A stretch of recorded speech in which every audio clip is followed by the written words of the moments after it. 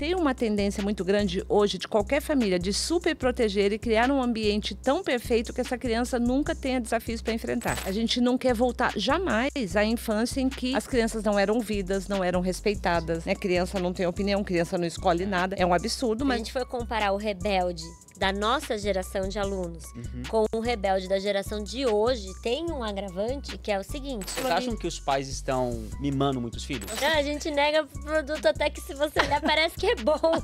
Imagina esse, que a gente tem certeza que é ruim. Mas como usar essa rebeldia a favor do próprio aluno? Como lidar com isso? Fala pessoal, eu sou o Felipe Baldi e esse é o MestreCast. Aqui a gente fala sobre o futuro da educação. Hoje eu estou sem o meu parceiro amigo Alexandre Dubugras, mas eu trouxe duas convidadas que eu acompanho há bastante tempo e tenho um carinho enorme. Essas convidadas, elas são mestras na relação família e escola. E ó, você que trabalha com educação sabe que costuma ter muitas situações difíceis, complicadas, polêmicas. Então pode esperar muita coisa interessante aqui desse episódio. Bom, as minhas convidadas e convidada aí que você vai assistir hoje, elas trabalham já há bastante tempo com educação e elas têm inclusive também um podcast que chama SOS Gestor Escolar. Elas têm um maior perfil do Instagram, justamente voltado para professores, gestores escolares e pais, famílias que querem entender qual a melhor forma de se relacionar com a escola. Eu tenho muita alegria em ter vocês aqui, Roberta e Thaís. Obrigado. A gente tá muito feliz também que deu certo. A gente tava conversando faz tempo, né, para esse dia chegar. Sim. E estamos felizes de estar aqui com você. Agradecemos também o convite e esse momento para a gente compartilhar aqui algumas ideias, informações, desafios. Olha, eu tô muito animado, eu tenho perguntas aqui que eu já quero começar assim. Quem grita mais SOS? Quem grita mais socorro? Mais a escola ou mais os pais? E qual que vem com mais raiva às vezes para vocês? Para falar, cara, eu não sei o que fazer nessa situação. Como que é o dia a dia de vocês aí? Vocês falam com escolas, com pais? Como que é esse dia a dia? Bom, eu acho que os gritos vêm dos dois lados, né? Eu acho que de socorro. Ó, vê se você concorda. Nós começamos com famílias, lá atrás, 10 anos atrás, era muito mais família desesperada de que ajuste fazer, como dar conta do filho ali que não queria estudar. E nos últimos anos, em especial no pós-pandemia, a escola também passou a pedir ajuda com muita frequência. O que foi acontecendo também no SOS Educação é que no começo, o nosso conteúdo era 100% voltado para as famílias que tinham filho em idade escolar. E o que foi acontecendo de uma forma orgânica ao longo desses 11 anos de SOS Educação é que as escolas passaram a usar muito nossos conteúdos para estreitar a relação com a família. Então, a gente passou a ter um público maior também da gestão ali escolar, dos educadores. Então, hoje é bem balanceado ali o que a gente recebe de pedidos de socorro de família e escola, mas a nossa atuação ela é principalmente feita com a escola ou com a família através da escola. Então, assim, nas redes sociais, o nosso conteúdo é gratuito, tá todo lá, falando com as famílias que têm filho em idade escolar. Mas, por exemplo, para contratar o SOS, quem contrata são as escolas. Ah, sim. Ou seja, para resolver alguma questão entre família e escola ou para falar com as famílias dessa escola através de palestra, rodas de conversa que a gente faz também. Roberto, você tá há quanto tempo na educação? Tem muitos anos já? Você foi professora? Me conta um pouquinho da sua história. Eu teria que pegar uma calculadora aqui, fazer a conta de quanto tempo estou na educação. Mas o SOS Educação tem, assim, ele existe também por conta da minha história de vida. Eu fui uma criança para quem a primeira escola onde meus pais tentaram me matricular disse não queremos você aqui. Por quê? Porque você vai atrapalhar nossos alunos. Isso porque eu tenho sequela de paralisia cerebral. E a escola achou que eu não ia conseguir aprender e ia atrapalhar os alunos por conta da minha deficiência.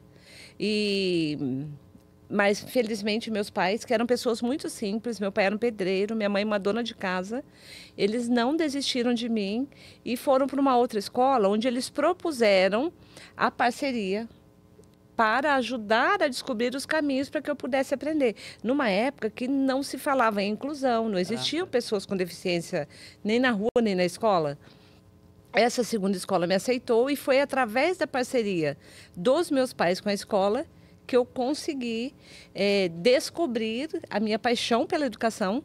E também foi a escola, junto com os meus pais, eles conseguiram me provar que eu tinha potencial para superar meus desafios, todos os desafios que os médicos apontaram que eu teria, os desafios que eu enfrentei mesmo. E eu sou o resultado da parceria entre família e escola. Então, eu consegui superar meus desafios, eu me formei em letras. Quando eu terminei a faculdade, eu ganhei uma bolsa de estudos para fazer uma especialização na Inglaterra. Quando eu terminei a especialização em formação de professores para ensino de inglês, eu voltei para o Brasil. Eu fui uma das primeiras pessoas da área de educação a criar um projeto que integrava tecnologia na educação para levar o ensino de inglês para mais pessoas. Esse projeto era tão inovador, e lá em 1996, que gerou várias reportagens em jornal. E essas reportagens geraram um convite para eu trabalhar numa empresa de tecnologia na educação. Eu fiquei nessa empresa por 18 anos, me tornei vice-presidente. Eu viajava o mundo buscando experiências bem-sucedidas na educação. E aí chegou o ponto que eu achei que eu estava conseguindo cumprir o que até hoje é a minha missão de vida, que é devolver para a educação a oportunidade que ela me deu. Porque eu buscava projetos bem-sucedidos fora do Brasil, adaptava e implantava projetos em escolas do Brasil inteiro. E quando eu achei que eu estava cumprindo a minha missão, eu resolvi que estava na hora de realizar o meu sonho, que era a maternidade. Foi quando, de novo, eu vi o mundo dizendo para mim, não, você não pode, que por conta da sequela que eu tenho da paralisia, eu não conseguiria levar uma gestação até o final. Mas, depois de ter sofrido um tempo com essa informação, eu lembrei que aquela mulher que queria realizar o sonho da maternidade era a mesma pessoa que um dia foi uma criança para quem disseram não vai andar, não vai falar, não vai ouvir, não vai aprender, não queremos você na escola porque vai atrapalhar nossos alunos. E como eu tinha superado tudo isso, eu decidi que eu ia tentar realizar o meu sonho. Eu engravidei. E depois entendi o que os médicos estavam tentando me explicar. Acabou se tornando uma gravidez de altíssimo risco. E eu tive que ficar de repouso absoluto. Mas consegui chegar até o mês de junho de 1989, quando eu realizei o meu sonho da maternidade, que depois eu descobri que era muito mais do que o sonho da maternidade. E aí, o SOS Educação existe por conta dessa parte que entra a Thaís na história agora. Porque eu cresci com uma mãe professora, então muito no meio da educação por causa da minha mãe. Toda a casa que a gente morava sempre tinha uma salinha de aula no fundo da casa, que ela dava aula particular depois que ela chegava do trabalho. E essas salinhas de aula sempre foram os cenários das minhas brincadeiras de criança, de boneca. Você dava aula? Ali, dava. Arrumava as bonecas, montava o cenário, passava. Eu sou filha única, então eu colocava, não tinha irmão para dar aula, então eu colocava todas as bonecas ali, depois fazia as atividades delas, ia dando aula.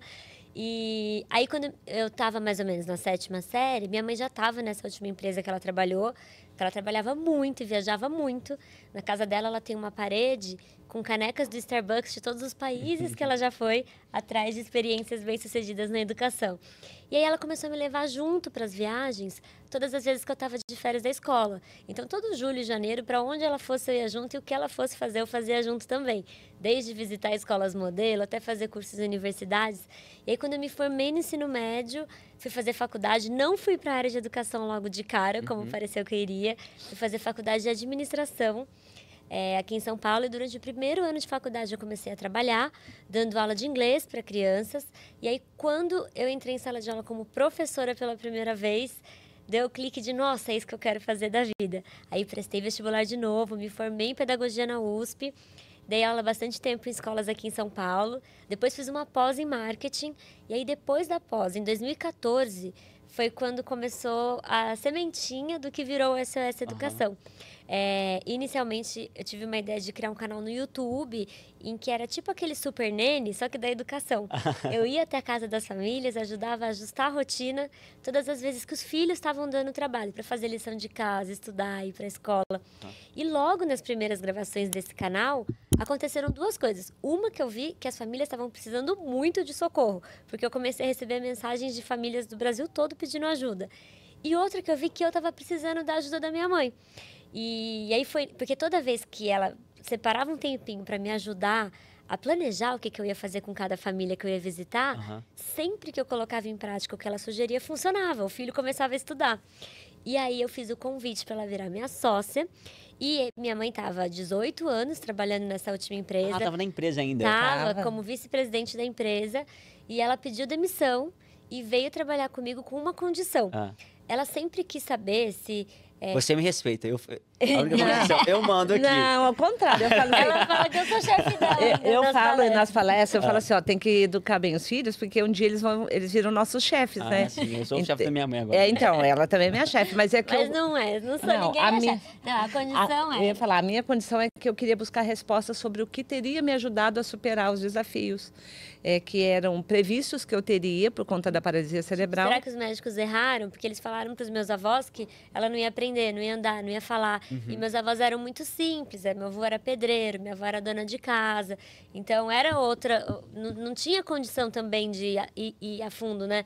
E aí, ela sempre quis saber, será que eles erraram quando falaram isso? Ou será que alguma coisa fez com que isso não se concretizasse? E aí, nós fomos juntas para os Estados Unidos para estudar neurociência cognitiva, que é o estudo da aprendizagem o estudo do que acontece no cérebro no momento da aprendizagem.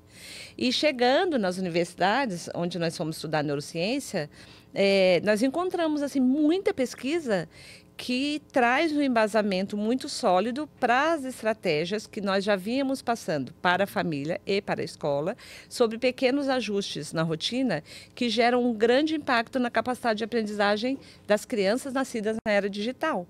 Então, nós voltamos para o Brasil e começamos o nosso trabalho levando o resultado dessas pesquisas da neurociência para a família e para a escola, só que numa linguagem muito simples, prática, direta, para que as famílias e a escola conseguissem colocar aquilo em prática imediatamente?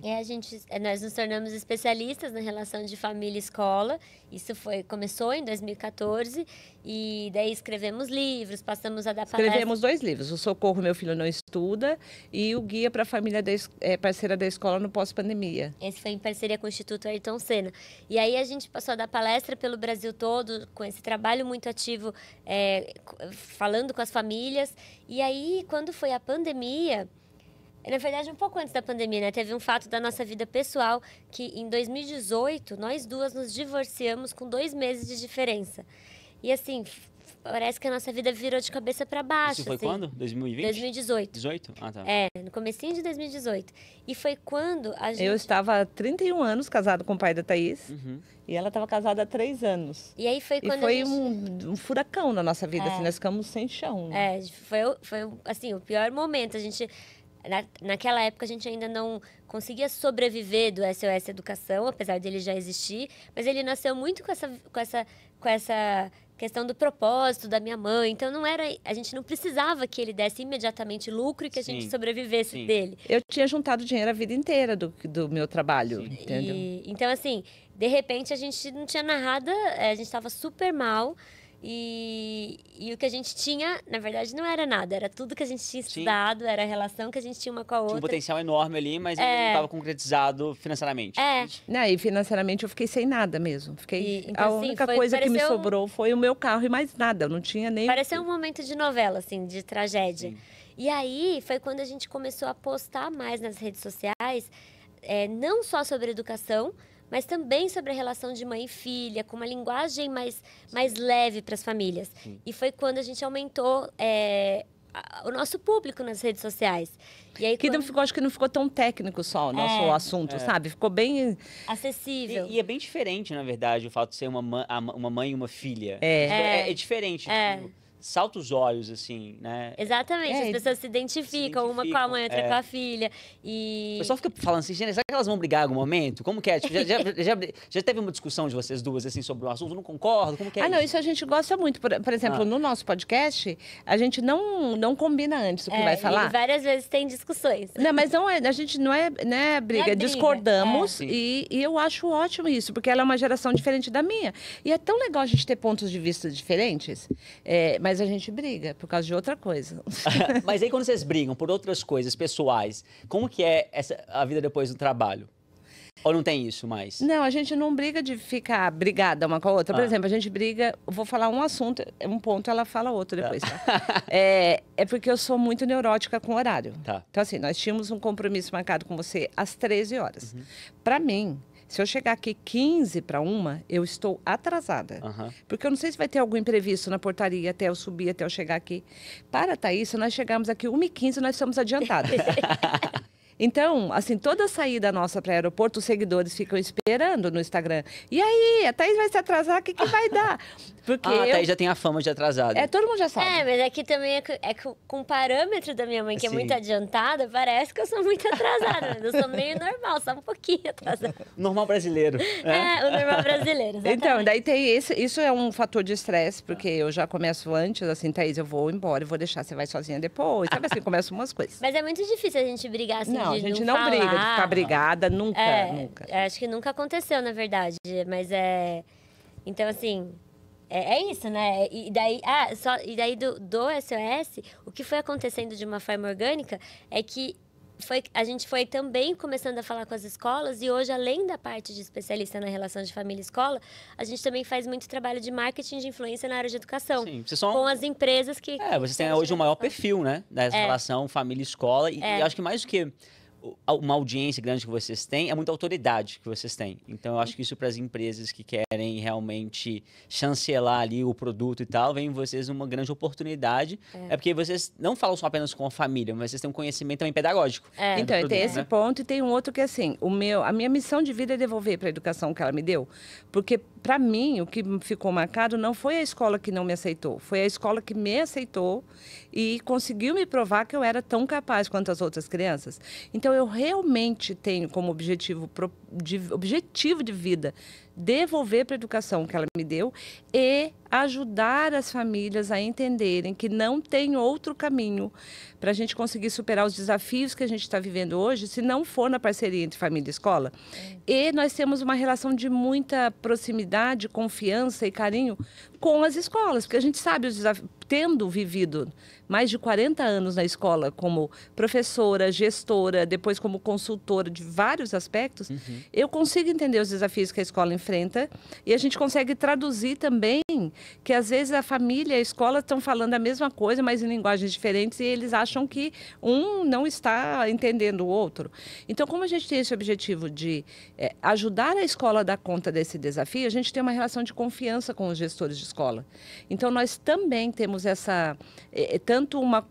eles nos procuram para saber, olha, estou com tal problema, tenho 3 empresas atrás de mim aqui, qual será que me atende? Né? E essa relação de confiança, ou essa autoridade que você está falando, é o que a gente mais preza, assim, porque trabalhando com rede social, existem várias tentações, né? Então, por exemplo... Tem que ser muito coerente, né? Tem que ser muito coerente e às vezes a gente tem que fazer coisas que a gente sabe que não vai dar visualização ou deixar de fazer coisas que a gente sabe que dariam visualização, que dariam engajamento, porque são contra o que a gente acredita mesmo da autoridade, da confiança que as empresas têm, as escolas. Então, por a gente exemplo... vive nessa luta de, assim, às vezes já mandaram pra gente, por exemplo, um exemplo bem prático, assim, mas bem simples. Depois das palestras, as famílias e as escolas repostam muito trechos e no fim, quando acaba uma palestra, a gente reposta o que todo mundo postou. Os stories ficam meio chatos para quem está assistindo. E já falaram, não, você tem que parar de fazer isso. Porque não dá engajamento, cai a visualização. Diminui mesmo, mas não é só... A visualização, na verdade, para a gente é uma consequência. E muitas vezes a gente vai perder a visualização para conseguir o que a gente acredita. Então, o que eu ia falar, que é o quê? Quem tirou foto com a gente, foi lá abraçar, chorou, falou, posso postar uma foto com vocês? Essas famílias, esses professores, ficam muito felizes em perceber que nós vimos a foto, que nós valorizamos, compartilhamos, entendeu? E aí a gente fala, vou repostar sim, porque ela postou num gesto de amor, de carinho. E eu vou falar, não, vai diminuir meu engajamento? Não, eu quero que essa família passe a mandar para mim quando tiver dúvida, acreditar que a gente tem um jeito de ajudar. Legal. E a mesma coisa em relação à escola. E tem questão financeira também, né? De empresas que vem com propostas financeiras tentadoras, e a gente vive disso. A gente nega bastante. Mas a gente nega divulgar um produto que a gente não acha que vai acrescentar para a escola. Você não divulgaria não, né? O quê? O tigrinho. Nossa! Não, a gente nega produto até que se você olhar parece que é bom. Imagina esse, que a gente tem certeza que é ruim. Bom, Roberta, eu queria entrar um pouquinho mais na sua história, fazer um paralelo hoje com a educação. Pergunta é, você se considera uma pessoa rebelde? Você foi uma criança rebelde? Não, não fui uma criança rebelde, mas... porque assim, olha, a questão é que é o desafio dos pais hoje, é conseguir deixar que os filhos enfrentem desafios e ajudar só no ponto que os pais são necessários mesmo, para que os filhos descubram o potencial que eles têm.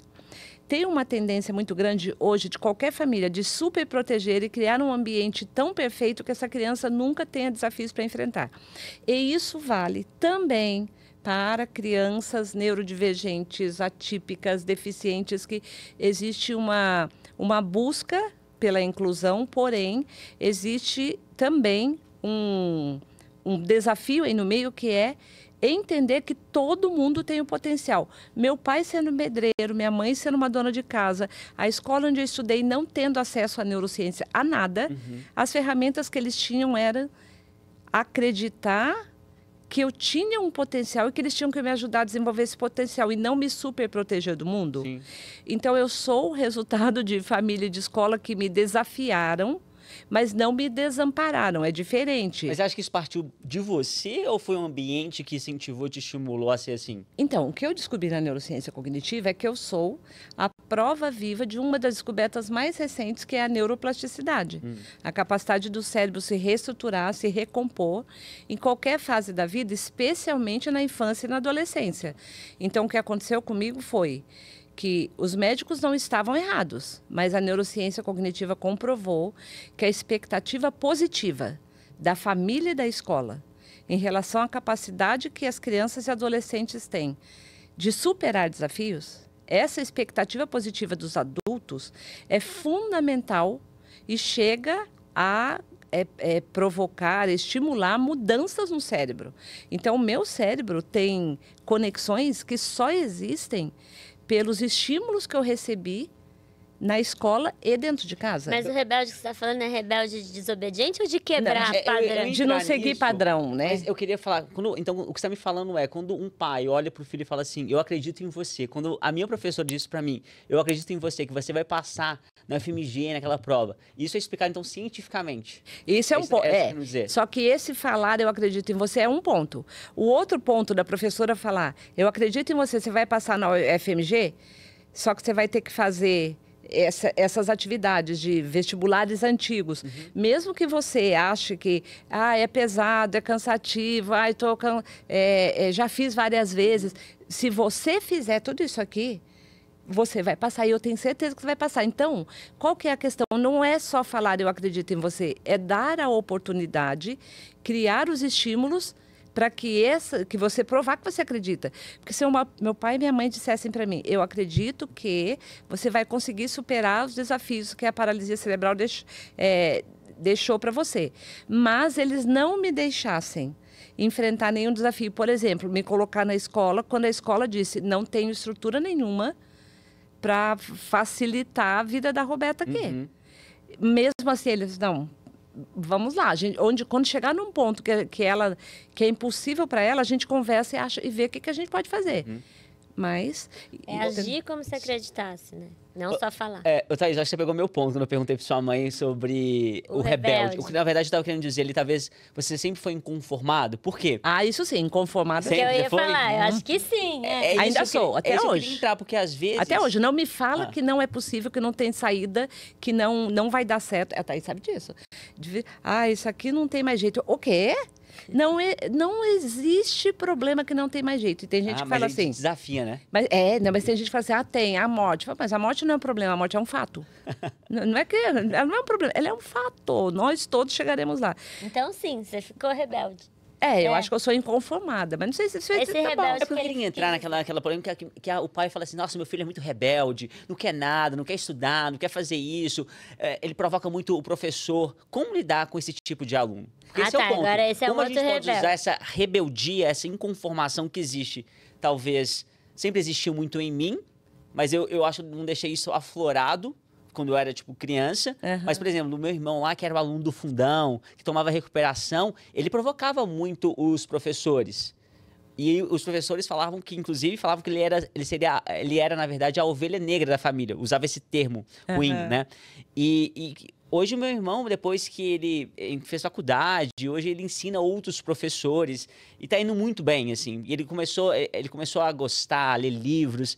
Então, ele basicamente foi contra ali o sistema, contra até mesmo o que os professores falavam, e ele teve sucesso na vida. E Então, mas ele não...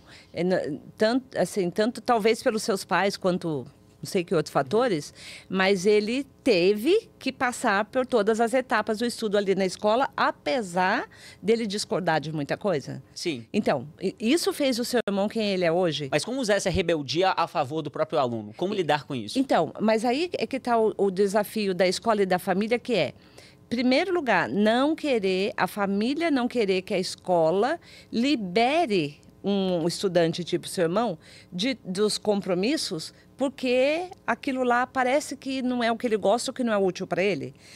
Então, tem um desafio da escola Ou das penalidades também, né? Pela rebeldia. Hoje está muito comum... Mas é consequência. As consequências, Tá muito comum, assim, a escola tem uma regra, o aluno não cumpre essa regra, e aí tem alguma consequência por não cumprir a regra, e hoje as famílias vão lá... muito bravas e agressivas com a escola, para a escola tirar a consequência porque o filho não cumpriu a regra. Então, assim, hoje está sendo muito comum isso. E isso, na verdade, é o contrário de construir o rebelde positivo, né? Mas a pergunta dele é como que aproveita essa rebeldia. Então, assim, eu sendo professora do seu irmão, e ele está discordando de tudo que eu estou falando ali, eu ia falar... Interessante, eu não tinha pensado por esse ponto de vista.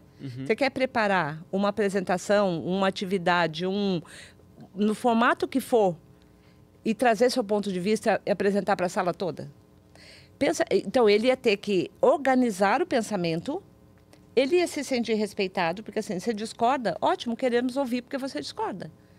E eu estimularia para ele estruturar as formas de discordar. Pronto, não preciso mudar. Mas, por exemplo, fazer prova. Mas ele tinha que fazer prova, sendo que ele era uma pessoa que era muito dinâmica. Sim, fazer prova não é a regra só da escola. Se ele quiser entrar numa faculdade, em vários momentos da vida dele, ele vai ter que passar por etapas que são parte de um sistema da vida real e que se eu dispensá-lo de tudo isso porque ele é rebelde, quando ele cair na vida real, ele não se transforma num profissional bem-sucedido. Ele vira uma pessoa que espera que alguém adapte o mundo a ele. Então, eu estimularia dando canais para ele focar essa energia e produzir alguma coisa. E algumas vezes, quando você faz isso, o aluno meio que... que preguiça, que chato fazer isso. Mas é o caminho para você mostrar, estruturar o que você tá sentindo aí. E dentro de casa, enquanto família, o que eu diria? Daria para ele também desafios de... Bom, vamos ver uma atividade extra para você fazer? Não sei se é música, se é esporte, se é desenho, se é programação. Mas ele precisa encontrar alguma possibilidade de colocar tudo isso que está fervendo lá dentro da cabeça dele e sentir que ele está produzindo alguma coisa legal com isso. Enquanto eu faço isso, eu ajudo para ele entender que ser rebelde, ser contra, é uma coisa. Agora, produzir alguma coisa, estruturar alguma coisa, dá muito trabalho. Então, mesmo aquilo que ele protesta contra, tem um trabalho grande por trás que ele começa a enxergar com respeito. Mas eu daria canais para ele colocar isso para fora e não tentaria abafar, não pode, não, aqui não. Não, dou canal para ele colocar isso para fora. Mas, mãe, vê se você concorda com uma coisa, é um ponto assim. Se a gente for comparar o rebelde da nossa geração de alunos com o rebelde da geração de hoje, tem um agravante que é o seguinte, quando nós éramos os alunos, nós desenvolvíamos naturalmente, na rotina em família, paciência, foco, concentração, habilidade para lidar com frustrações. Por quê? Porque as famílias eram maiores, eles já tinham os irmãos para dividir, o ritmo de vida era outro, tinha que esperar a semana inteira para ver o programa de televisão preferido, e enquanto fazia isso, estava também desenvolvendo paciência, empatia, quando tinha que negociar ali a única TV da casa na sala, para ver quem ia escolher o canal em qual momento. Nós somos o resultado de tudo isso. E hoje, a gente vive num contexto, os alunos hoje em dia em casa, em que quase tudo é resolvido num clique, de um jeito muito rápido e muito personalizado. Pra agora, né? Então sumiram da rotina das famílias esses momentos em que naturalmente as crianças desenvolviam essa base de habilidades. Então hoje em dia, o rebelde, o desobediente, ele vai virar, provavelmente ele vai virar um adulto, se todo mundo ceder ao que ele está querendo não fazer. Não é só que depois ele vai ter que correr atrás do que ele não aprendeu, ou ele vai inovar e criar alguma coisa. Ele não vai ter as habilidades básicas que precisa ter para virar um adulto pleno. Ele vai esperar alguém preparar o mundo para ele, senão ele vai se colocar na posição de vítima. O mindset de ir atrás de vencedor, você constrói dando desafio que a criança ou adolescente tem que vencer. Se você tira todos os desafios da frente, ele cria um mindset de vítima. Tem um obstáculo. Vocês acham que os pais estão mimando muitos filhos? Então, é que assim, o que as pesquisas mostram é que conforme a tecnologia vai avançando, cada nova geração absorve os benefícios que a tecnologia trouxe e precisa procurar maneiras de manter desafios positivos que ajudam no crescimento. Então, o que acontece? A tecnologia trouxe muito benefício para a gente, de não precisar ir numa locadora, não precisar rebobinar filme, não precisar esperar a propaganda na televisão. Só que se eu não encontrar maneiras dentro de casa, na rotina da família, para trazer novos desafios, as crianças vão crescer sem desenvolver essa base de habilidade. Então, o que acontece hoje são 2 pontos. Um, que os pais pendularam, porque realmente a gente não quer voltar jamais à infância em que as crianças não eram ouvidas, não eram respeitadas, né? Criança não tem opinião, criança não escolhe nada. É um absurdo, mas nós pendulamos para um outro extremo, em que os pais acham que qualquer coisa vai traumatizar a criança. E que a criança ela não pode ouvir, não. Tem que decidir. Ela não tem nem formação cerebral para tomar decisões que são do adulto. E aí a gente precisa voltar aqui no meio termo, que é: eu escuto, eu dou oportunidade, eu estimulo, eu valorizo, eu escuto, eu estimulo para que ela fale dos sentimentos, mas eu mantenho regras, limites, autoridade. Que são a autoridade do adulto responsável. Precisa ter. E eu posso dar escolha. Você quer tomar banho antes de jantar ou depois de jantar? Escolheu. Mas agora eu não quero tomar banho, não pode. Por que você acha que o pai perdeu essa autoridade? É porque o pai está trabalhando muito, e aí quando tem pouco tempo com o filho, ele quer ceder às vontades do filho? Então, esse é um dos pontos. É que a gente vive uma vida tão corrida, tão estressante, tão com a ilusão de que a gente não tem tempo, porque é ilusão. O dia continua a ter 24 horas, não mudou isso e continuará a ter 24 horas. Quem está correndo somos nós, os adultos, não o tempo. Eu até faço para os pais uma analogia, que se você passa todos os dias numa estrada a 120 por hora, parece que a paisagem do lado ali está, né? Você nem enxerga a paisagem individualmente. Sim. Se você um dia tem um engarrafamento ali, você tem que ir a 30, 20, 40 por hora, você vai olhando para o lado e fala: nossa, nunca tinha visto aquela árvore. Nossa, tem um chalezinho lá no fundo. Olha, tem vaca, boi, tem uma fazenda ali. Mas interessante, né? Já estava ali. Você que estava passando correndo. E é a mesma coisa o tempo. Nós é que estamos nos impondo um ritmo de vida tão corrido que aí não sobra tempo para sentar com o filho, para brincar, para ouvir. E isso vai criando um buraco não só na criança, vai criando um vazio no pai também. E aí, ao sentir que ele falha nessa convivência, ao se desesperar porque o filho está batendo na escola, está chorando para ir para a escola, fica na tela o dia inteiro, não tem horário para dormir, não respeita os adultos, às vezes bate, fala palavrão para o pai, para a mãe. Esse pai, essa mãe começa a procurar fora dele respostas para resolver isso. E ao não ter tempo para se colocar como adulto responsável, com a autoridade que ele precisa ter, ele acaba ficando permissivo demais. Ou, quando ele vem tentar colocar autoridade, sem ter construído uma relação de respeito com a criança, ele passa a ser autoritário e não um adulto responsável. E isso piora a situação que eles estavam vivendo ali. Aí não tem jeito, gente. Vocês, quando tiverem filhos, vocês vão descobrir que, assim, aconteça o que acontecer.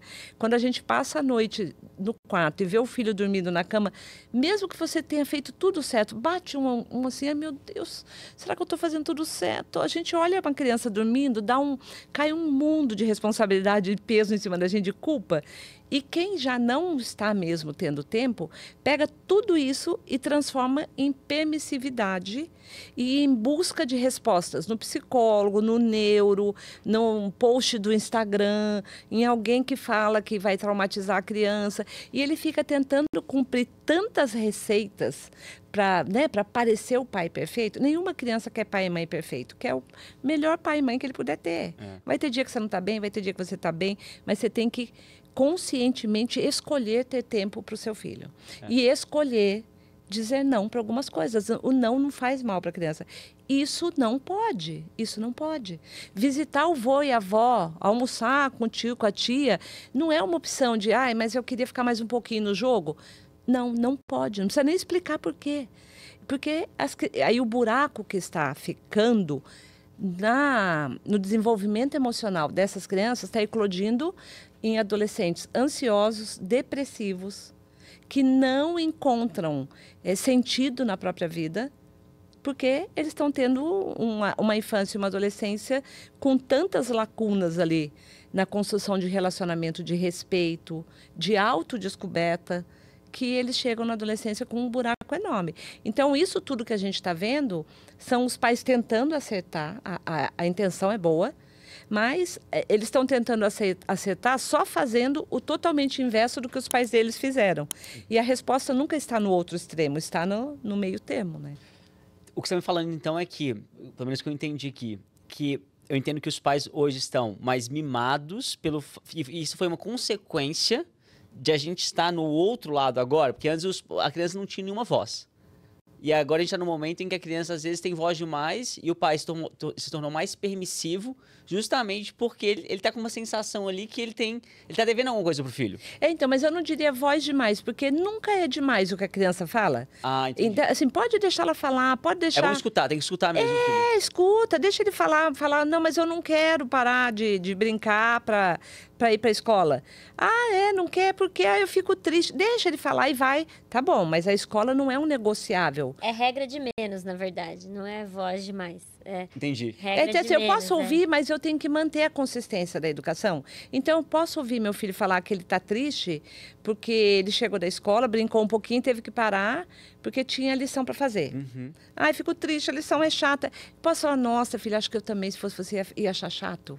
Talvez eu também ficasse triste. Aí a criança, então eu posso não fazer? Não, você tem que fazer. Isso é o contrário do ao viver isso em casa, achar que o problema é a escola que está passando muita lição de casa, que é o que acontece muito hoje, que é procurar fora o que tem que mexer fora para o momento que está com o filho não ter nenhuma frustração e não ter nenhum estresse. Num desafio ali, né? E está eclodindo dentro da escola porque hoje as crianças só encontram outras crianças da mesma idade na escola. A família hoje é muito pequena, ninguém mais tem 5, 6, 7 filhos. E às vezes eu tenho 3 irmãos. E hoje já é difícil isso. E às vezes a escola chama uma família para conversar e os pais falam assim, não, isso aí não é meu filho, isso que você está falando que ele fez, meu filho não faz. Mas é lógico, porque em casa, hoje em dia, eles vivem num ambiente totalmente preparado só com adultos. Sim. Entendeu? E aí eles chegam na escola e levam um susto, que eles não são a única criança que... São o centro do mundo. E como que é o limite ali entre o que é função da escola e o que é função dos pais? Porque muitos pais falam, não, isso aqui é função da escola. A escola, não. Aqui na escola, a gente não precisa passar por isso. Como que vocês veem? Qual que é a sua visão quando a gente olha para a separação entre essas funções, pensando em educação? A gente tem os dois extremos, né? Quando a gente fala dos pais, esse que fala, não, isso aqui é função da escola para tudo, e o que quer pegar coisas que são função da escola para ele fazer. Então, por exemplo, a quantidade de lição de casa, os dias que vão ser a prova do filho, ou a forma como o professor está ensinando. Isso é da escola.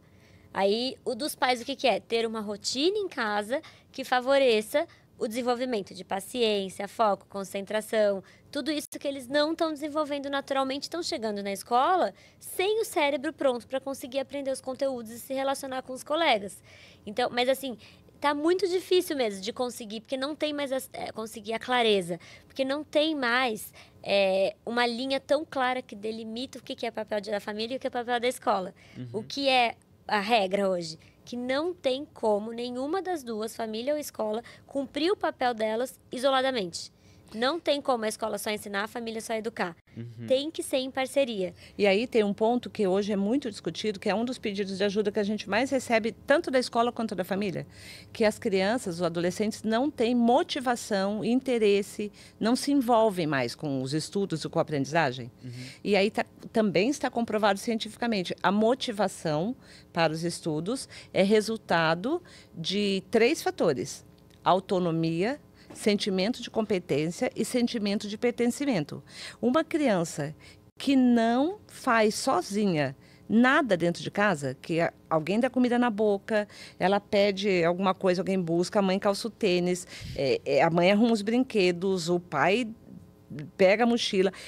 Quando ela não tem autonomia, ela não aprende a autonomia, fica essa lacuna aqui. Entendi. Não vai preencher motivação pelo estudo. Sentimento de competência é você descobrir que você é capaz de muito mais do que você imagina. Uma criança que não é estimulada a comer com o garfo, com a faca, a botar a própria roupa, colocar a roupa suja no cesto, tirar o prato da mesa e pôr na pia, ela não vai atender a necessidade de competência. Então, ela não acha que ela é capaz. Se ela não faz isso em casa, ela acha que ela não precisa fazer isso na escola. Em lugar nenhum, ela não tem isso. Aí, o sentimento de pertencimento, a família não dá conta. A criança, o adolescente precisa se sentir pertencente a outros grupos também. Se em casa ela nunca é desafiada, no sentido de o pai e a mãe brincar com ela e às vezes ela perder no jogo. Às vezes ela ser contrariada de eu não quero tomar banho agora. Ah, então não toma a hora que quiser. Aí ela não tem a flexibilidade para conviver com outras crianças da mesma idade que vão querer o mesmo brinquedo, o mesmo lápis de cor, a atenção da professora. Então essa criança chega na escola e ela não consegue se motivar para aprender. Porque falta autonomia, sentimento de competência e ela não consegue desenvolver o pertencimento porque ela não consegue conviver. A escola consegue ajudar? Consegue. Mas a escola consegue preencher totalmente esses 3 pontos? Não. A família tem que preencher em casa também. Mas só que, sabe um ponto que é papel da família, papel da escola? Não tem como a família saber disso. Isso é tudo pesquisa muito recente. Tudo isso que a gente está falando aqui, essa base de habilidades que antes era desenvolvida e hoje não é mais. Então, não tem como um pai, uma mãe hoje em dia, olhar para trás e tentar reproduzir o que os pais deles fizeram, porque os desafios são novos. Sim. Então, hoje, a gente acredita como papel da escola, também como rede de apoio de confiança dessa família, levar informações. O pai tem que ser educado. Exatamente. E as pesquisas mostram que quando a escola ajuda a família a ter informação de qualidade em relação a esses ajustes em casa, a parceria com a família fica bem mais forte e o resultado vem na motivação, no envolvimento e no desempenho dessas crianças. O que é interessante quando uma escola contrata vocês é que vocês levam essa informação para a escola. Não é a escola mesmo falando que tem que ser. É alguém de fora falando como tem que ser essa relação. Então, eu acho que é muito positivo por conta disso. Isso, né? Aí a gente faz um trabalho com a gestão da escola, com os professores e com as famílias. As escolas que... Todo mês. É uma assinatura que as escolas fazem. Entendi. E todo mês a gente faz um encontro remoto com as equipes de gestão e um encontro remoto com as famílias. Às vezes é ignorância mesmo, falta de conhecimento dos pais, entender como tem que ser isso. Exatamente. É um desejo muito grande de acertar, com uma sobrecarga de informação de péssima qualidade. Tem muita coisa. Você entra na internet, tem de tudo. O algoritmo entrega aquilo que o pai quer ver. Exatamente. E aí esse pai, essa mãe, eles estão tentando acertar. E quanto mais dá errado, mais eles acham que a escola não está dando aula interessante. Sim. Aí, às vezes, tem mãe que manda pra gente, olha, eu estou pegando meu filho na escola, ele vem triste, ou segunda-feira ele nunca quer ir para a escola. Será que a escola está fazendo alguma coisa errada pro meu filho lá? Mãe, pensa, segunda, ele passou o sábado e o domingo em casa sem ter que, sabe, tudo vinha flutuando na mão dele.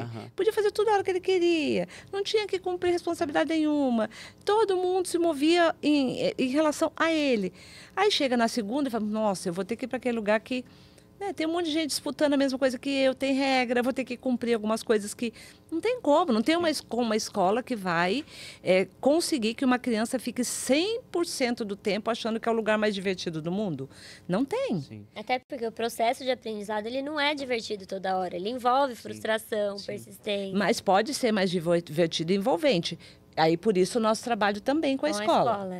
Porque a faculdade não forma o professor para o aluno que ele vai receber na sala de aula hoje. Verdade. Né?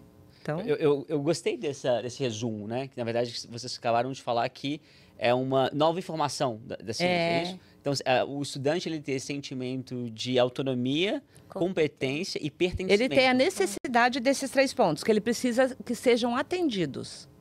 E aí, esses 3 pontos são supridos quando ele tem autonomia, pode ter o sentimento de competência suprido e aprende a pertencer a grupos na família e ele vai e expande isso na escola. Eu fico pensando porque eu sempre estudei em escola pública, então meus pais sempre foram muito endividados e mesmo quando eu era mais novo, eu já fazia, inclusive, arrumava a casa, fazia comida, esquentava comida para os meus irmãos e eu tinha muita autonomia. E aí, quando eu ia para a escola, eu entendia que eu tinha que dar conta de tudo isso, né? Esse é um exemplo que a gente dá. A gente sempre fala, de compartilhar com o filho responsabilidade doméstica dentro de casa é um dos primeiros pontos de ajuste que a gente coloca para as famílias. E que, muitas vezes, os pais colocam como castigo. Foi mal na escola, brigou no futebol, tirou nota baixa, agora vai arrumar seu quarto. Não, a gente fala, não, seu filho precisa ter responsabilidade dentro de casa para ele desenvolver autonomia, suprir a necessidade de ver, nossa, não é que eu sou capaz? E ele aplica isso na relação com os estudos. E às vezes até na melhor das intenções, os pais falam assim, achando que valorizando a educação, eles falam, meu filho, eu cuido de tudo, a sua única obrigação é estudar. Mas ao ter como única obrigação estudar, não supre essas necessidades que ele precisaria para estudar. É aquela visão limitada de educação ser compartimentado. Eu aprendo aqui, cara, não, nós somos seres humanos. Então, a forma como o pai está lidando com um filho dentro de casa interfere na atuação do filho na escola. Né? E aí o pai está se queixando, mas pô, o pai acha que está ajudando. Mas ele está, na verdade, atrapalhando, incentivando o filho a estimular essas habilidades que são importantes. Isso, e às vezes a escola falha, tem coisas que precisam melhorar, mas não é com o filho, criança ou adolescente, que o pai e a mãe falam isso. Então, quando o filho chega em casa contando, a professora ficou brava comigo, tem que escutar, me conta, o que aconteceu?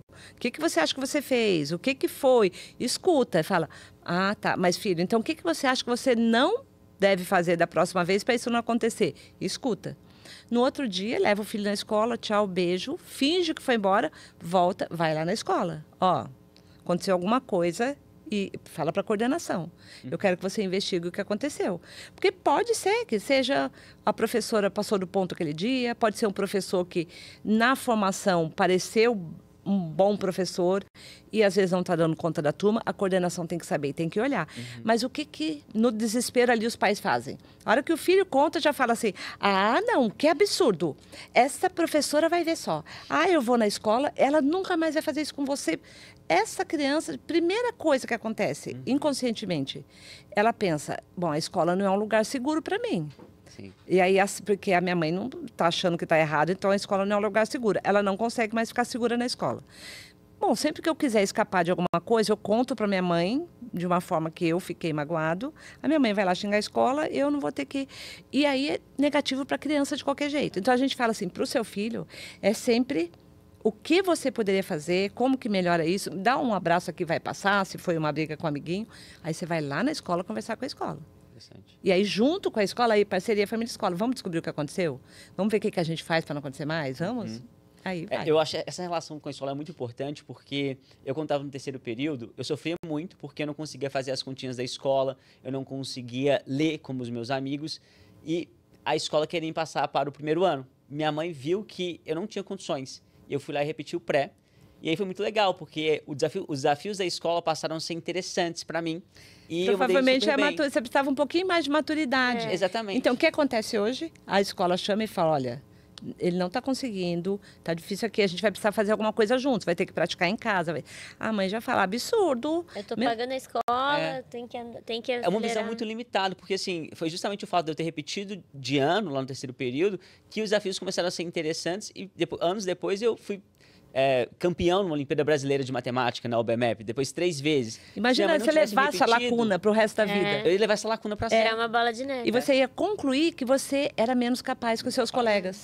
E aí depois eu não conseguia nem ler direito, eu passei a ser o orador da minha turma, eu comecei a me destacar em matemática, então foi um efeito muito positivo. Então os pais, muitas vezes, eu acredito que eles precisam confiar mais na escola. O que a escola está querendo dizer. É esse o ponto, porque o interesse é o mesmo. Às vezes eu falo assim, mãe, pai, pensa assim, olha, por que a escola ia querer alguma coisa negativa, ruim para o seu filho? E por assim, quê? também assim, se não estiver confiando, tá na hora de mudar de escola. Sim. Porque a gente vê muito isso. Não confia, daí quer ficar essa relação super tensa, mas não tira o filho da escola. Se não tá mais confiando, tá na hora de mudar de escola.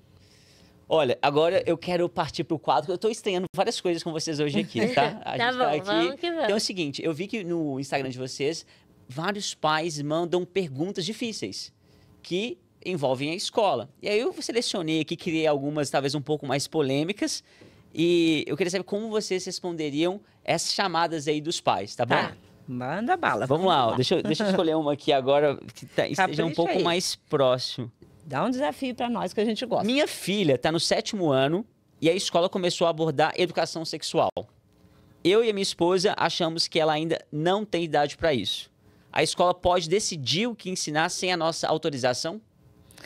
Então vamos lá, tem algumas camadas aí. Primeiro, sim, quem decide o que será ensinado em que etapa é a escola. E devo dizer que a escola não tira isso, como dizem, que eu morro de rir quando alguém fala isso.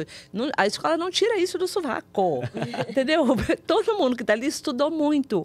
Existem instâncias ali em cima, que são diretorias de ensino, secretarias de educação, sindicatos das escolas privadas. Existem várias, muitas esferas, e dentro da escola existem pessoas que estudaram e têm autoridade no sentido de formação acadêmica para fazer o que estão fazendo.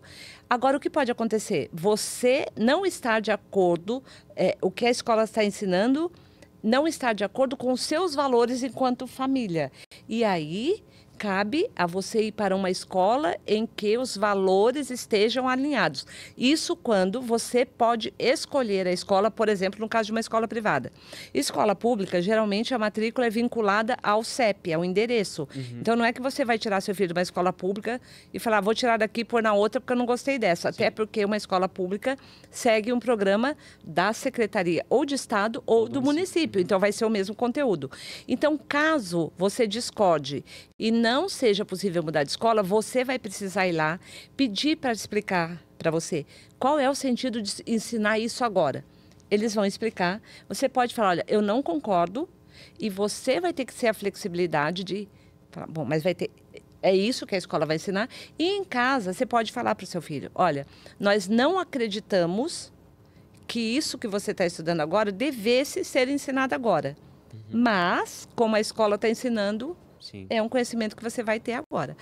E isso vale para a religião, por exemplo, que é um assunto bem polêmico, porque a escola deveria ser laica, mas existe escola confessional. Se você escolheu aquela escola para o seu filho, ele terá os conteúdos relacionados àquilo que a escola se propôs a fazer. Sim. Então, ou você flexibiliza, mas pode ir lá na escola perguntar e tentar entender. Ou você muda de escola, porque... você não concorda com aquela escola. Agora, querer que a escola mude e não ensine aquilo, isso é zero chance, não é o papel da família. Tem muita coisa para a família dar conta na educação de um filho hoje. E a gente fala, não tente pegar o que não é seu. O seu filho já é desafio suficiente. O conteúdo é a escola que decide. Não vou Gostei nem falar dessa, hein? nada. Daí, seguinte, ó, pra você essa aqui agora. Meu filho, de 13 anos, criou um grupo no WhatsApp com os colegas e começaram a espalhar memes sobre os professores. A professora de matemática não gostou e está exigindo que o meu filho seja expulso da escola. Eu não concordo, porque meu filho é só uma criança. O que eu falo para a escola? Bom, primeiro que criança não tem grupo de WhatsApp. Então, se ele é criança, ele não deveria estar num grupo de WhatsApp.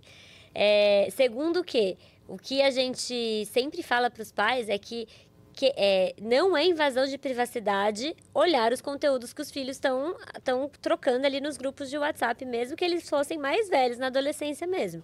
Então, é responsabilidade da família saber o que esse filho está fazendo e trocando de informações ali no grupo de WhatsApp.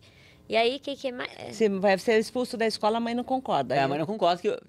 eu não tô concordando aqui que meu filho tem que ser expulso da escola porque fez um meme com a professora de matemática. Quando a escola vai expulsar um aluno, normalmente ela tem um regimento que o pai assinou aquilo concordando com aquelas regras da escola.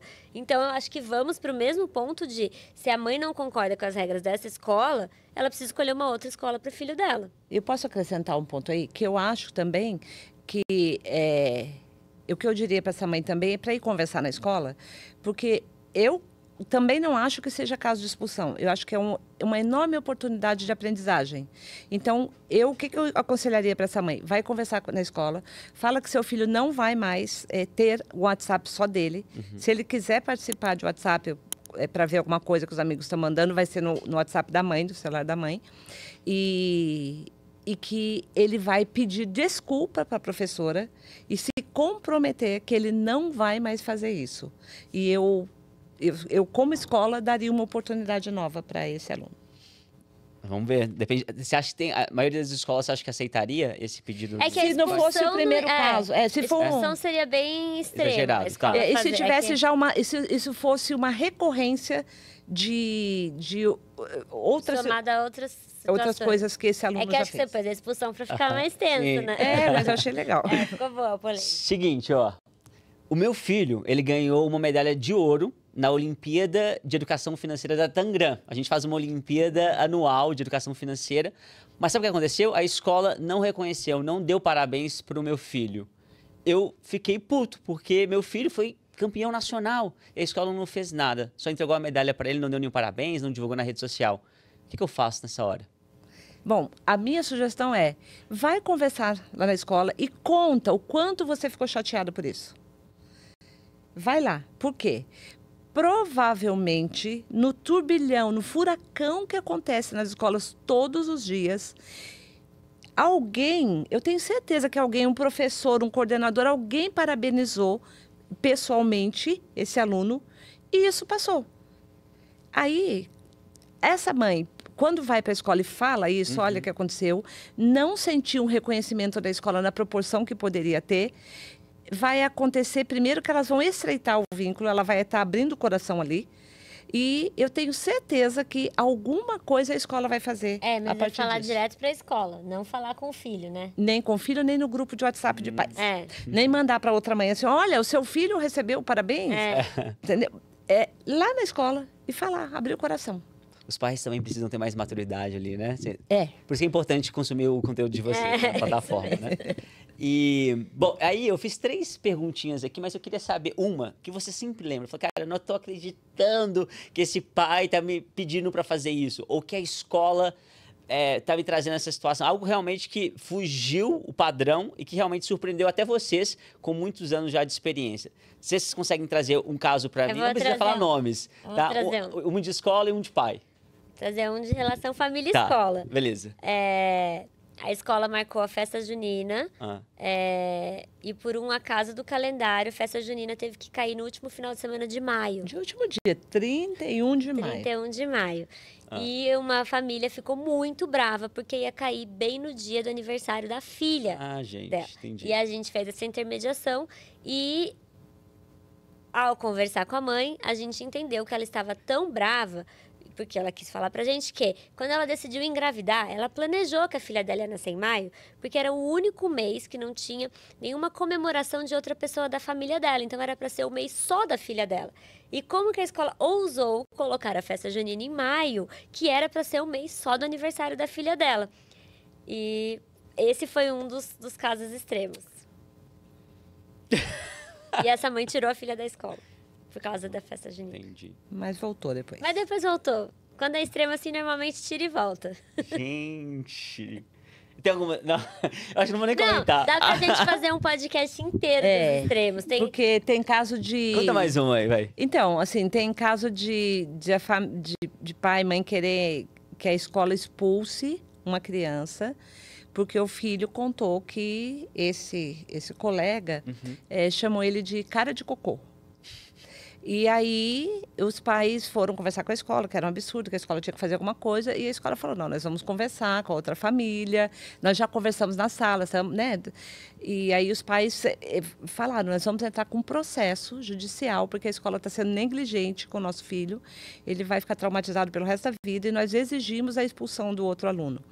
E aí, a pergunta, qual a idade do seu filho e da outra criança? 5 anos de idade.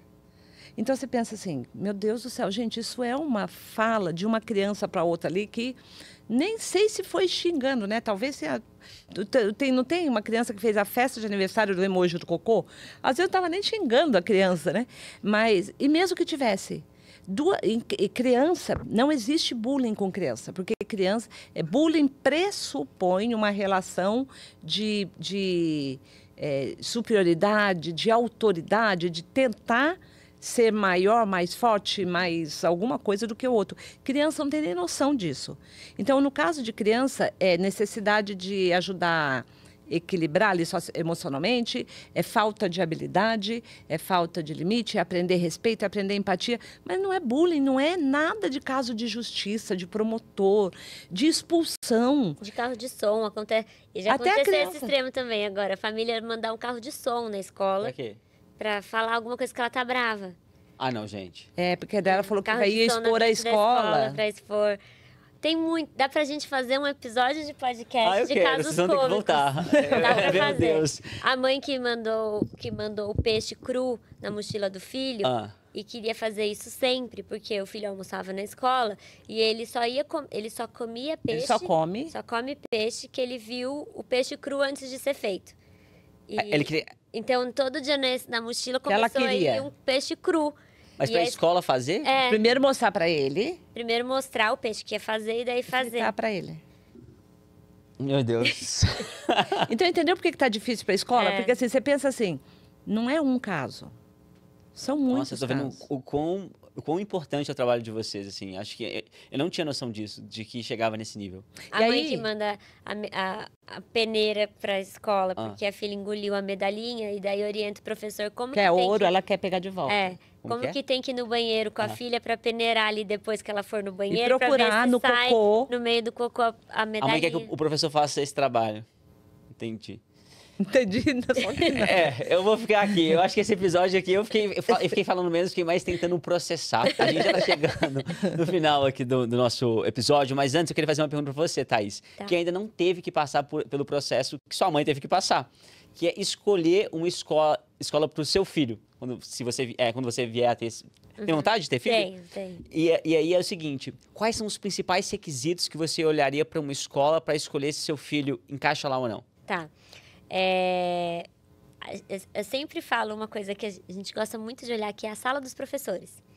A sala dos professores diz muito sobre como aquela escola valoriza o professor e sobre a experiência que o filho vai ter em sala de aula, porque o professor que é valorizado vai dar uma aula boa e um professor que não é valorizado vai dar uma aula diferente. E nem só aula, né? Vai ter energia para acolher o aluno, para lidar com... Vai ter um perfil de professor diferente, Legal. Né? E normalmente é um espaço que não está na rota de mostrar para a família quando a escola está sendo apresentada, mas é o primeiro ponto que eu gostaria de ver quando eu fosse escolher a escola do meu filho. Então, pai, se você quer escolher uma escola para o seu filho, esquece a sala de aula, pode ir lá depois, mas vá primeiro na sala dos professores, que é de fato o professor que gera transformação, que desperta o potencial do seu filho, que desenvolve competência. O professor é o cara. E às vezes o pai que está vendo a gente, ele pode não tá entendendo muito por que esse ponto, mas é porque tem cada sala de professor absurda pelo Brasil, que assim, a escola é linda. Quem está na educação sabe, né? Os bastidores às vezes não é tão bonito quanto a escola. Então, é É uma dica. Interessante. Bom, a gente está fechando agora o nosso episódio. Eu queria saber de vocês duas agora, começar pela Roberta, o que mais te anima no futuro da educação? Porque é sobre isso que a gente fala aqui no Mastercast, sobre o futuro da educação.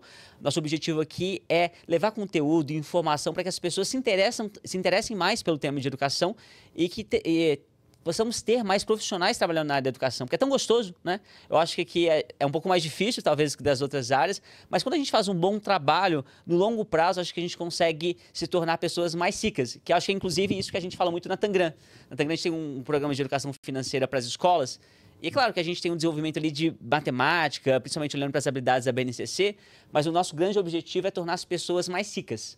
E quando eu falo rica, não é só sobre dinheiro, mas sim desenvolver a riqueza física, emocional, intelectual e também material. Mas eu acredito que quando a gente tem essas riquezas físicas, emocional, quando a gente está bem, quando a gente tem ali, a gente lê, a gente tem conhecimento para se tornar uma pessoa mais sábia, a gente consegue sim ir atrás do dinheiro, das experiências, também são importantes para a nossa vida. E eu tenho um presente para vocês, olha.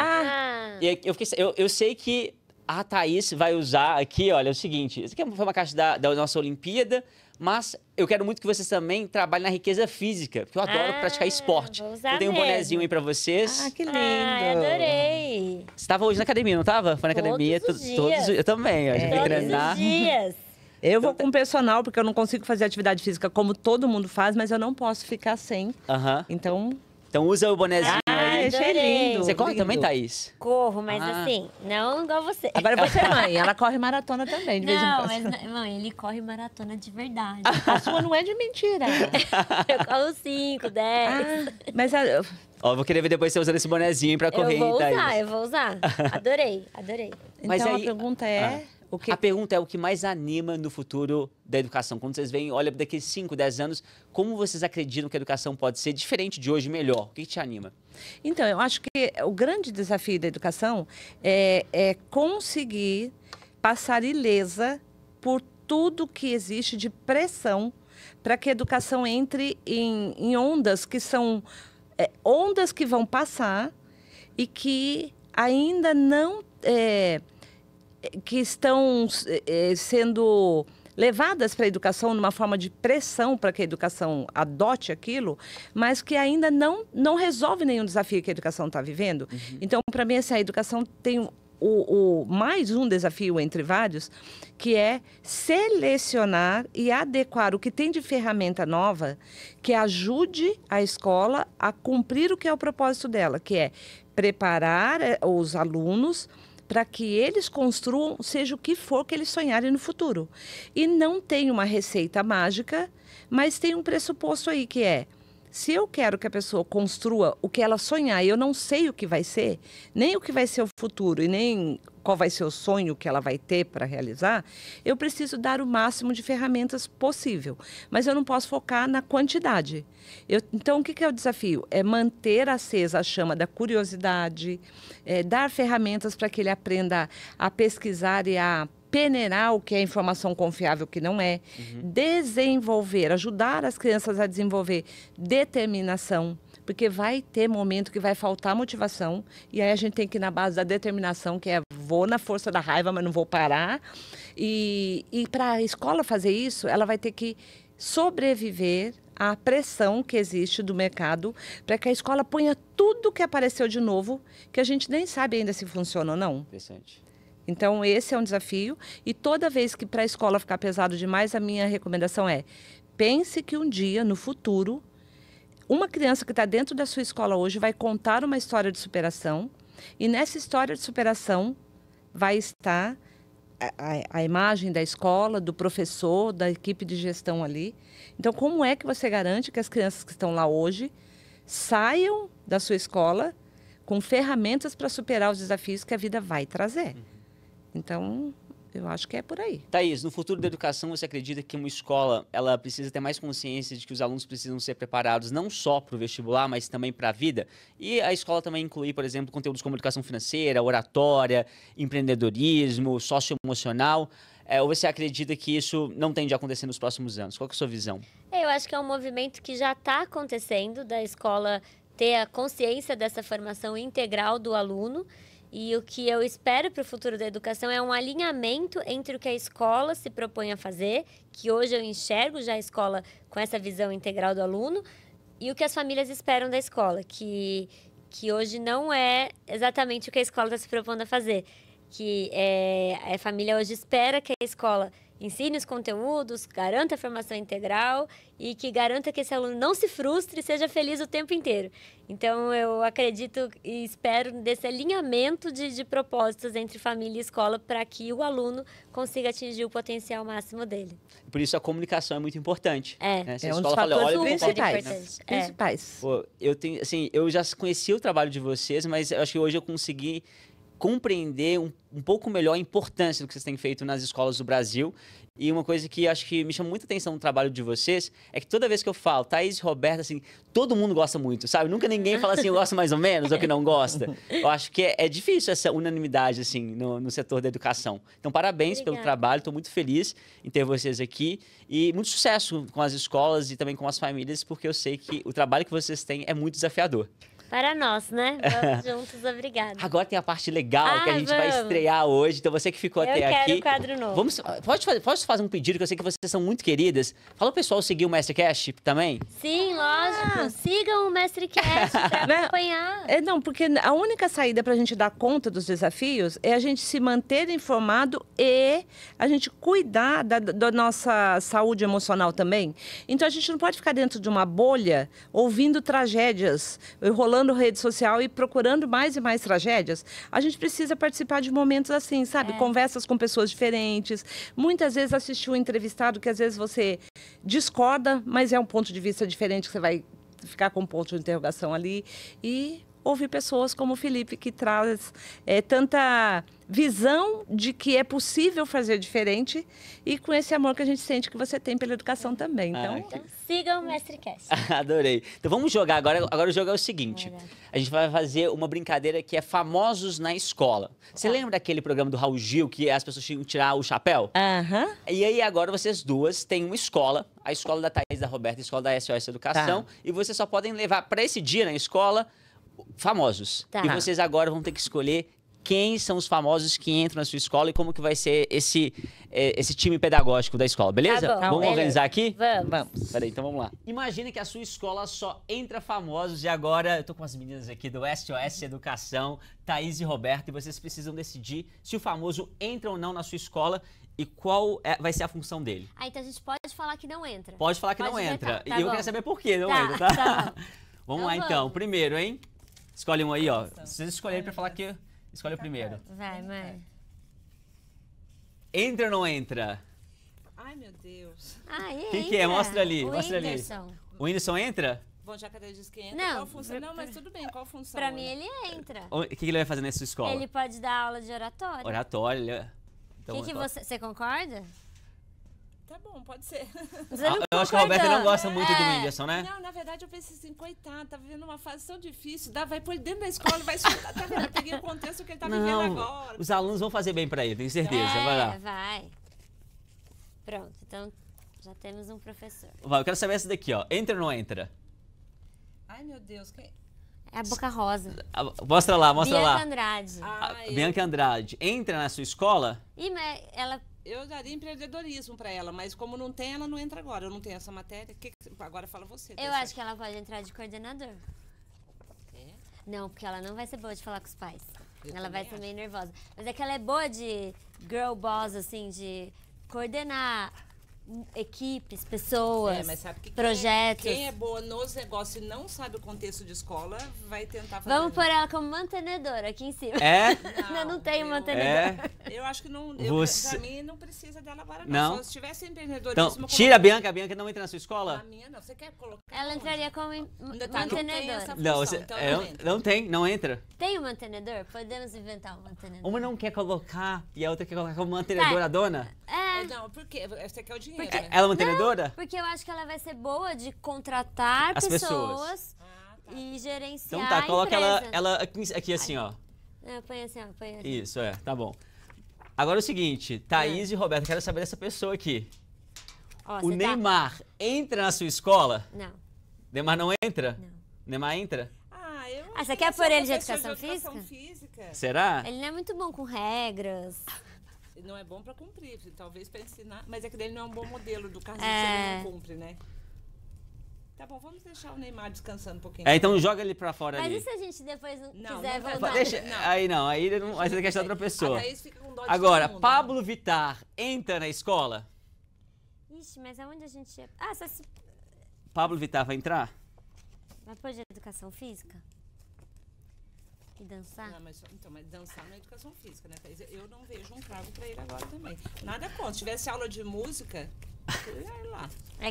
Então não. Não? Pra cá. Então joga fora. Deixa ele com o Neymar fundando outra escola. Vamos sortear, Isso. vai, sem vai, você isso. escolher, vai. Agora que vai, vamos lá, então vai, Minha Thaís. vez. Opa, pode escolher um aí, escolhe alguém que você o entraria nessa primeiro escola. que foi, vai, Felipe Neto. Vai. Ah, eu acho que a gente podia pôr ele de português. Ele tem um clube de livros, ele lê bastante. Mas não é literatura? Não é aula de Mas você sabe que não vai Português aparecer é um literatura. professor de português aqui, né? Vai ter que ser alguém que se adeque. Pois é. Mas Você quer o Neymar ou o Felipe Neto de professor de português? Nossa senhora, pode... Não, mas ó, depois se aparecer outro que eu acho que é melhor, ainda mais... Vocês podem trocar, depois pode demitir. pode trocar. demitir. É bem minha área. Agora, a Virgínia entra na sua escola? Na minha, não. Na minha também não. Então a Virgínia não entra na escola do SOS Educação. Não. Que bom, Sem nenhuma porque dúvida, ela faz você propaganda viu? pro Tiguinho. É. Também não, jamais entraria na minha escola. Não. Vamos lá, escolhe agora alguém que vocês querem colocar para completar. Quem que vocês chamariam dessas pessoas? A gente precisa de diretor, coordenador, Vamos lá. matemática. Ó, eu já gostei do... Como que é o nome do médico mesmo? Drauzio Varela? É. Ele entra onde? Eu colocaria ou como diretor ou como coordenador, Ah, porque tá. a saúde mental hoje dentro das escolas precisa de Ah, cuidado. então põe ele de diretor. Isso, coloca ele de diretor. Ele é diretor. Muito bom. Ah, o Luciano também gostei. Falta um coordenador para essa e escola. se a gente puser o Drauzio de coordenador e o Mark Zuckerberg de diretor? Ai, não concordo não. Gente, era legal. É que o uma Mark, escola. é que o Drauzio vai ser bom pra falar com os pais, assim. Quem? O Drauzio Varela. Vai, mãe. Vamos fazer isso que eu falei? Não. Não, quer colocar... Quem que é o diretor da escola? Pra mim, o diretor... Diretor, quem é o Drauzio. E o coordenador? Drauzio. E o coordenador? Então, você quer pôr o Marco de coordenador? Não. Ah, bom. Queria pôr o Drauzio. Coordenador. Gente, que difícil. Ai, essa... Eu adorei esse quadro. Esse é um pouquinho difícil, né? É. O Drauzio é o diretor, falta então um coordenador. Quer pôr a Bruna de... Tem a Bruna Marquezine aqui. É melhor pôr de matemática que você passou aí, a do financeiro. Eu tô Olha, pensando em pôr o temos- Emicida de coordenador. O MC de coordenador? Ah, ele pode ser bom. Então deixa eu colocar aqui, ó. Da Zenzice. Onde que o MC fica? Coordenação. Então coloca aí, Thaís, ele na coordenação, segura toma aqui. aqui. E quem é o professor de educação financeira? Ó, a gente tem eu acho aqui que podia ainda... ser a Boca Rosa, eu falei que ela ia ser uma boa empreendedora. Ah, não, tem aqui também, ó. É que eu... Ah, então vamos pôr ela aqui. O quê? De? Educação financeira. A Boca Rosa? É. Pô, mas vocês viram que tem Thiago Negro e Natália Arcuri. Você vai colocar... Eu não vi esse. Ó, tem a Thiago É Thiago verdade, Negro mãe. e Natália Arcuri. Quem que vocês querem Volta colocar? a Boca Rosa pra mantenedor. Não, então pode, eu vou colocar mulher. A mulher? Eu quero a A Natália. Natália Arcuri. Coloca a Natália Arcuri aqui então, para dar aula de educação financeira. Muito bom. E quem que vai dar aula de educação física?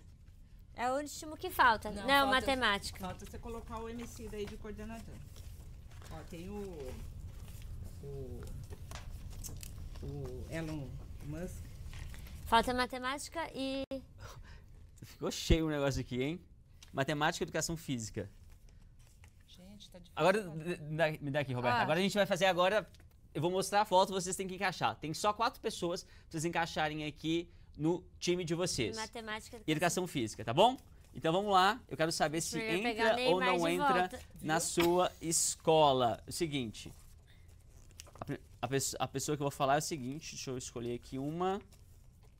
Eu vou pegar o Neymar de volta, pode? Vai, coloca o Neymar, então pega o Neymar de volta para dar aula de educação física. Ai, mas o Vocês têm que Neymar encontrar com os agora alunos, olha. uma professora.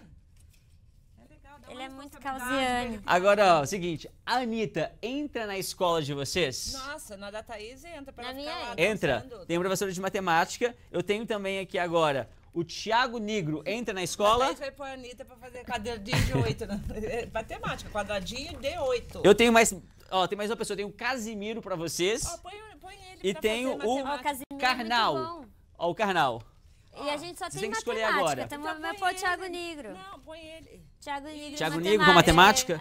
Deve ser bom, né? Se Então ele vamos lá, ó. A escola de vocês tem a Bianca Rosa como mantenedora, o Drauzio Varela como diretor, Emicida como coordenador, o Whindersson Nunes dando aula de oratória, Natália Arcuri como professora de educação física, matemática... Financeira. Ah, não, né? educação financeira, matemática é o Negro? É. Matemática o Thiago Negro, português o Felipe Neto e educação física o Neymar. Isso. É isso. Satisfeito com essas escolas? Filosofia, O Carnal ficou de fora. É. Tá bom, então quem ficou de fora ali foi... Quem na verdade não ficou de fora foi a Virgínia só. A única eu tô que feliz não, a Virgínia ficar de fora. A única que não vai ter cargo é a Virgínia. É. De jeito nenhum. Os O outros- Felca entraria na escola de vocês? Vocês gostam do Felca? Felca, sim. Sim, o Felca Felca entraria? entraria. É? Você Eu colocaria gosto, ele? É? Eu gosto, eu não sei exatamente onde ainda, mas eu acho que Entraria. seria uma influência Positiva? no momento dele hoje. Ah, é. É porque a gente nunca sabe. Nunca né? sabe. É. Polêmico isso, hein? Mas eu gosto dele também. E o seguinte, pessoal. Eu acho que essa escola aqui daria sucesso, hein? Acho que os alunos, pelo menos, despertariam o interesse dos alunos pra ir na escola, né? Eu queria ver eles darem conta do desafio Ah. do dia a dia da escola. Aí é outra história. Ó, né? mas eu colocaria você de educação financeira, minha mãe de português. Obrigada. Você entraria onde? De onde você queria entrar aqui, Thaís? Eu entraria no diretor ou coordenador. Ah. Não, mas é que você não pôs educação infantil, que é a minha praia. Eu entraria como professora de educação infantil. Thaís, muito obrigado, adorei. Foi Obrigada. demais. Obrigado pela brincadeira, Roberta. E pessoal, siga a SOS Educação para aprender mais sobre a relação entre escolas e família. E claro, todos nós aqui estamos trabalhando muito para que a gente consiga construir de fato um futuro da educação melhor. Valeu. Obrigada. Tchau, tchau.